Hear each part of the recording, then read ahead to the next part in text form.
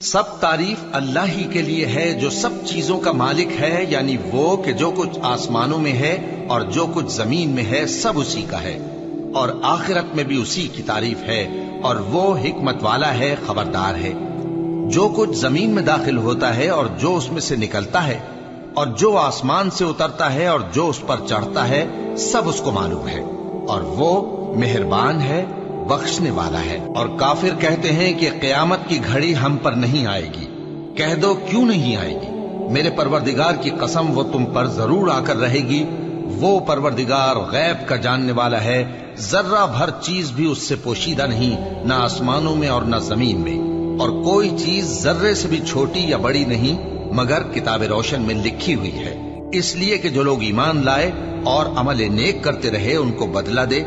یہی ہیں جن کے لیے بخشش اور عزت کی روزی ہے، اور جنہوں نے ہماری آیتوں کے بارے میں ہمیں ہرانے کی کوشش کی ان کے لیے سخت درد دینے والے عذاب کی سزا ہے۔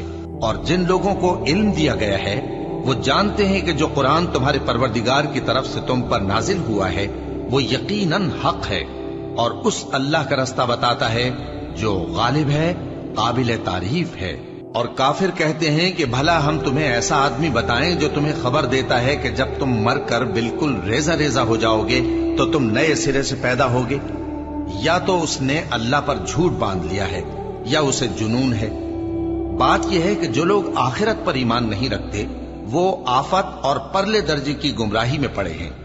کیا انہوں نے اس کو نہیں دیکھا جو ان کے آگے اور پیچھے ہے، یعنی آسمان اور زمین؟ اگر ہم چاہیں تو ان کو زمین میں دھسا دیں یا ان پر آسمان کے ٹکڑے گرا دیں، اس میں ہر بندے کے لیے جو رجوع کرنے والا ہے ایک نشانی ہے۔ اور ہم نے داؤد کو اپنی طرف سے برتری بخشی تھی اور کہا تھا اے پہاڑوں ان کے ساتھ تسبیح کرو، اور پرندوں کو ان کا مسخر کر دیا، اور ان کے لیے ہم نے لوہے کو نرم کر دیا کہ کشادہ زرہیں بناؤ اور کڑیوں کو اندازے سے جوڑو، اور نیک عمل کرو، جو عمل تم کرتے ہو میں ان کو دیکھنے والا ہوں۔ اور ہوا کو ہم نے سلیمان کے تابع کر دیا تھا، اس کی صبح کی منزل 1 مہینے کی راہ ہوتی اور شام کی منزل بھی مہینے بھر کی ہوتی۔ اور ان کے لیے ہم نے تانبے کا چشمہ بہا دیا تھا، اور جنوں میں سے ایسے تھے جو ان کے پروردگار کے حکم سے ان کے آگے کام کرتے تھے، اور جو کوئی ان میں سے ہمارے حکم کے خلاف کرے گا اس کو ہم جہنم کی آگ کا مزہ چکھائیں گے۔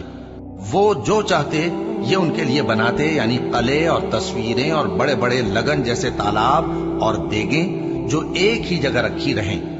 اے آل داؤد شکر کرتے رہو، اور میرے بندوں میں شکر گزار تھوڑے ہیں۔ پھر جب ہم نے ان کے لیے موت کا حکم صادر کیا تو کسی چیز سے ان کا مرنا معلوم نہ ہوا مگر گھن کے کیڑے سے جو ان کے عصا کو کھاتا رہا۔ پھر جب وہ گر پڑے تب جنوں کو معلوم ہوا اور کہنے لگے کہ اگر وہ غیب جانتے ہوتے تو ذلت کی تکلیف میں نہ رہتے۔